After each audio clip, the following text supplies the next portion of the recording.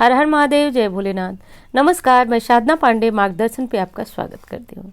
दोस्तों, मैं बात करूंगी आज एकादशी व्रत के संपूर्ण नियमों के बारे में। बहुत सारे प्रश्न आपके एकादशी व्रत से जुड़े हुए आते हैं, बहुत सारे आपके मन में संशय होते हैं और कुछ लोग तो गलत काम भी कर लेते हैं एकादशी व्रत में। गलत काम का अर्थ हुआ कि कुछ चीज़ें जो कि शास्त्रोक्त वर्जित हैं वो चीज़ें भी वो व्रत के दौरान कर लेते हैं। सबसे पहली बात तो ये बता दूं आपको कि एकादशी व्रत कोई सामान्य साधारण व्रत नहीं है। इस व्रत को यदि आप धारण करते हैं तो संपूर्ण नियम का पालन करते हुए आपको इस व्रत को धारण करना चाहिए। व्रतों में सर्वोत्तम व्रत माना जाता है एकादशी। व्रतों का राजा कहा जाता है एकादशी और कहा जाता है एकादशी व्रत करने के बाद इस जीवन में तो सुख समृद्धि की प्राप्ति होती है, मृत्यु पर्यंत भी मोक्ष की प्राप्ति होती है, विष्णु लोक की प्राप्ति होती है। तो एकादशी व्रत इतना साधारण हो भी नहीं सकता। बहुत सारे इससे जुड़े हुए आपके प्रश्न आते हैं, व्रत कब शुरू करना चाहिए और कौन कौन लोगों को व्रत, किस किस लोगों को व्रत करना चाहिए, उद्यापन कब करना चाहिए, कैसे करना चाहिए, पारण के जो पारण का समय होता है। देखिए, एकादशी व्रत में पारण हमेशा समय देख करके ही किया जाता है, तो हर बार जो वीडियो आती है तो वो मैं आपको बताती हूँ। तो पारण में चावल खाना चाहिए या नहीं, ये प्रश्न भी आपका आ रहा है। एक दिन पहले का जो नियम है दसवीं तिथि को, वो नियम भी आपको किस प्रकार पालन करना चाहिए और उन नियमों में क्या फेरबदल उलट पुलट आप कर सकते हैं। पारण के दूसरे दिन यदि आपका कोई और व्रत आता है, जैसे कि प्रदोष, कभी कभार तिथि के क्षति होने से प्रदोष भी पारण के दिन ही होता है, तो ऐसे में आपको क्या करना चाहिए, क्या शास्त्रोक्त विधि है, वो जानकारियाँ आपको इस वीडियो में प्राप्त होंगी। क्या खाना चाहिए, क्या नहीं खाना चाहिए, तो ये एक संपूर्ण वीडियो है यदि आप एकादशी व्रत रखना चाहते हैं या फिर रखते हैं। सबसे पहली बात कि देखिए, एकादशी का व्रत कोई भी रख सकता है। एकादशी का व्रत बालक भी रख सकता है और वृद्ध व्यक्ति भी रख सकता है। तो सभी को एकादशी व्रत रखने का अधिकार है। और आपको यदि याद हो तो मैंने लगभग पिछली बार या फिर उससे पिछली बार की वीडियो में आपको एक चीज़ बताई थी, कमेंट भी बहुत सारे आए थे उस पर। एक लोगों को एकादशी का व्रत नहीं रखना चाहिए यदि आप शादीशुदा हैं और पति की अनुमति नहीं है तो मैंने आपको उस वीडियो में बताया था। कुछ लोगों ने कहा था कि मैम ये मतलब ऐसा क्या करना चाहिए। तो दोस्तों, एक चीज़ जानिए कि शास्त्रोक्त जानकारियां मैं आपको देती हूँ। शास्त्रों में स्पष्ट रूप से लिखा हुआ है कि एकादशी व्रत वही स्त्री करे जिसके पति उसे करने की अनुमति दें। और बहुत अधिक लाभ की प्राप्ति तो तब होती है जब पति पत्नी यानी दंपति साथ में एकादशी का व्रत करते हैं। तो संभव हो तो आप पति पत्नी एक साथ करें। यदि आप अविवाहित कन्या हैं या फिर बच्चे हैं तो भी आप एकादशी का व्रत धारण कर सकते हैं।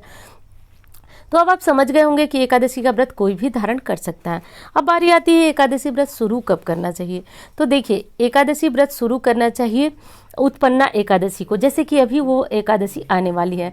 अगहन यानी मार्गशीर्ष मास की जो कृष्ण पक्ष की एकादशी होती है, उस एकादशी को उत्पन्ना एकादशी कहा जाता है और उस एकादशी से आप एकादशी का व्रत प्रारंभ कर सकते हैं। वैसे एकादशी व्रत प्रारंभ करना कोई ज़रूरी नहीं है कि साल में यदि आपने इस उत्पन्ना एकादशी से एकादशी प्रारंभ नहीं किया तो फिर आपको एकादशी करने का मौका नहीं मिलेगा। आप साल की किसी भी एकादशी से प्रारंभ कर सकते हैं। हाँ, उन दिनों को छोड़ दे जब चातुर्मास होता है, जिस समय भगवान विष्णु योग निद्रा में लीन होता है, तो उस समय को छोड़कर बाकी समय में आप एकादशी का व्रत प्रारंभ कर सकते हैं। और ये वीडियो काफ़ी पहले जा रही है, इसलिए आप उत्पन्ना एकादशी, जो कि अगहन मार्गशीर्ष मास के कृष्ण पक्ष की एकादशी मानी जाती है, तो ये एकादशी का व्रत आप प्रारंभ कर सकते हैं। और लेकिन प्रारंभ करते समय आपको संकल्प इत्यादि लेना चाहिए। दूसरी चीज़ कि एकादशी में उद्यापन कब करना चाहिए।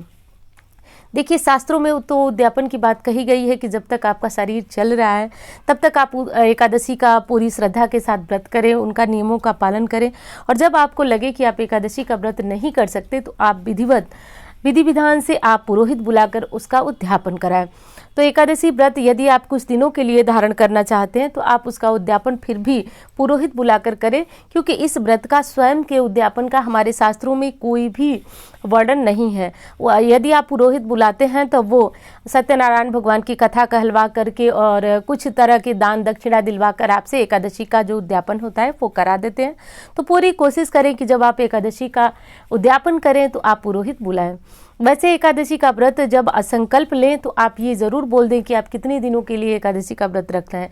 एक साल यानी 24 लोग, कुछ लोग 24 एकादशी का व्रत रखते हैं, कुछ 36 रखते हैं। तो जैसे आपको लगे आप उस तरह से एकादशी का व्रत रखें। लेकिन जीवन काल में एकादशी का व्रत रखना, प्रदोष का व्रत रखना बहुत श्रेष्ठ परिणाम देता है। अब अगली चीज़ कि जब आपका पारण होता है तो पारण के दिन भी आप जानते हैं नियम होता है कुछ कि पारण में आपको क्या खाना चाहिए और क्या नहीं खाना चाहिए। तो पारण से संबंधित जो हमारे शास्त्रों में नियम है वो ये है कि पारण हमेशा शुभ मुहूर्त में करना चाहिए, हरिवासर के दौरान पारण नहीं करना चाहिए, और पारण में आपको चावल ग्रहण करना चाहिए या नहीं। तो पारण में आप चावल ग्रहण कर सकते हैं क्योंकि शास्त्रों में मैंने पढ़ा है ऐसा कहीं कोई वर्णन नहीं है कि एकादशी व्रत में पारण के दिन आप चावल नहीं ग्रहण कर सकते हैं। तो एकदम आप एकादशी के पारण में चावल ग्रहण कर सकते हैं। एकादशी में कुछ लोग कहते हैं पारण में एक समय का भोजन होता है और कुछ लोग 2 समय का भोजन करते हैं। तो आपको ऐसे क्या करना चाहिए? तो देखिए, व्रत का संकल्प या आप स्वयं लें या फिर ब्राह्मण के द्वारा लें। आप संकल्प में सारी चीज़ों को भगवान के सम्मुख रखें कि एकादशी का व्रत आप कितना करने वाले हैं, किस प्रकार करने वाले हैं। आप निर्जला एकादशी का व्रत रखने वाले हैं, जल फल लेकर व्रत रखने वाले हैं, तो किस प्रकार आप व्रत रखना है ये चीज़ आपको जानना बहुत ज़रूरी है। हाँ, क्या खाएं क्या नहीं खाएं ये भी जान लीजिए, ये भी प्रश्न आपके होते हैं।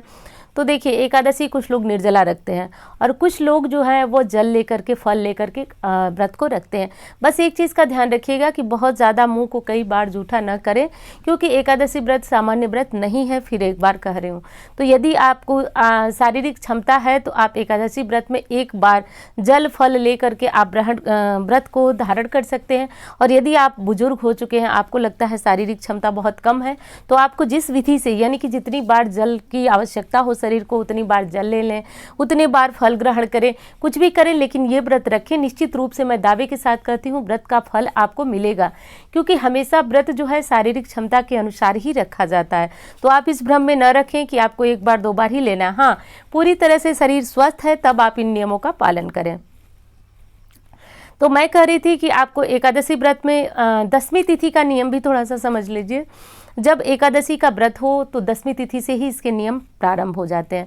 जैसे कि एकादशी के एक दिन पूर्व जो है वह शाम को आपका भोजन जो होना चाहिए वो सूर्यास्त से पूर्व होना चाहिए। शाम के भोजन में भी लहसुन, प्याज, मांस, मदिरा और हींग, इस तरह की चीज़ें जो है आज के भोजन में नहीं होनी चाहिए। और ये जो चीज़ें मैंने बताई, लहसुन, प्याज, हींग, मूली इत्यादि, ये सारी चीज़ें आपके पारण में भी नहीं होनी चाहिए। तो ये काम आपको ज़रूर करना है। तो क्या खाना चाहिए क्या नहीं खाना चाहिए ये भी जानकारी आप ले लिए। अब कुछ लोग बोलते हैं कि एकादशी के पारण में एक समय का भोजन किया जाता है और भोजन में चावल नहीं होता है। तो शास्त्र के अनुसार मैं बता दूं, चावल आप एकादशी व्रत में खा सकते हैं। रही बात एक समय के भोजन की, तो शास्त्रों में एक समय के भोजन का विधान है, लेकिन आप 2 समय भी भोजन कर सकते हैं। ऐसा कुछ नहीं है कि आप जो है एकादशी में एक समय ही भोजन करें। हाँ, एक समय आप भोजन करें सुबह के समय जब आपका पारण हो, और एक रात्रि को भोजन ग्रहण करें। इसमें कोई भी किसी प्रकार का जो है मन में संशय न लाएं। आप बिल्कुल आराम से भगवान का व्रत रखें, क्योंकि भगवान जो है भावना के द्वारा ही आपके द्वारा किया गया व्रत, पूजा, संकल्प सब कुछ ग्रहण करते हैं। संकल्प से एक चीज़ ध्यान आया कि जब आप व्रत शुरू करें तो चाहे आप मंदिर में जाकर ब्राह्मण के द्वारा संकल्प लें या फिर स्वयं के द्वारा संकल्प लें। संकल्प लेने की विधि मैं आपको प्रायः हर वीडियो में बताती भी रहती हूँ। तो संकल्प में आपको अपनी मनोकामना के साथ साथ ये ज़रूर बोलना है कि आप एकादशी का व्रत किस प्रकार रहेंगे, निर्जला रहेंगे, जल फल के द्वारा रहेंगे, पारण में आपका नियम क्या होगा, सब कुछ आपको एक बार भगवान विष्णु के सामने कहना है। देखिए, संकल्प क्या होता है? संकल्प यही होता है कि आपने जिस प्रकार व्रत रखना है वो आप भगवान के सामने बोल रहे हैं, एक प्रकार से संकल्पित हो रहे हैं। कहा जाता है कि यदि आप संकल्प के द्वारा कोई व्रत रखते हैं तो आपको व्रत का संपूर्ण फल प्राप्त होता है। यदि बिना संकल्प के कोई व्रत आप धारण कर लेते हैं तो उसका अधूरा फल ही आपको प्राप्त होता है। तो किसी भी व्रत को करने से पूर्व जो है संकल्प अवश्य लें।